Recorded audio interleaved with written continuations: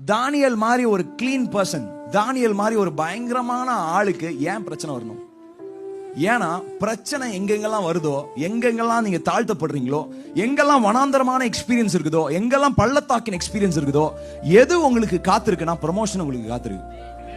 இன்னைக்கு யாராவது ஐயோ என் குடும்பத்துல பள்ளத்தாக்கின் அனுபவத்தில் இருக்கிறேனே, நான் தாழ்த்தப்பட்ட நிலைமையில என் பொருளாதாரம் இருக்குது, ஐயோ என் உறவினர்களுக்கு நடுவில் என் குடும்பம் மாத்திரம் கீழே இருக்குது, சொசைட்டில என் கம்பெனியில என்னுடைய ஊழியத்துல எல்லா பகுதிகளிலும் நான் மட்டும் கீழே இருக்கிறேன்னு நினைச்சீங்கன்னா, what is going to follow பாத்தீங்கன்னா promotion is going to follow.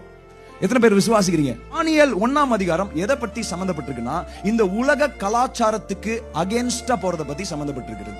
எப்படின்னா, இந்த உலகம் பல காரியங்களுக்கு நமக்கு கற்றுக் கொடுக்கிறது. நம்ம வேலை செய்யற இடம் எல்லா இடமே கிறிஸ்டியன் ஆர்கனைசேஷன் கிடையாது. போற ஸ்கூல் வந்து sometimes it won't be a Christian organization. நீங்க போகிற இடம் எல்லாத்திலையும் ஆண்டவரை பத்தி பாடுற பாட்டு நீங்க கேள்விப்பட மாட்டீங்க. வித்தியாசமான சூழலுக்குள்ள நீங்க போவீங்க. அந்த இடத்துல நீங்க நெருக்கப்படுகிறப்போ கர்த்தர் உங்களுக்கு எப்படி ப்ரமோஷன் கொடுக்கிறாரு அப்படிங்கிறது தான் தானியேல் 1ஆம்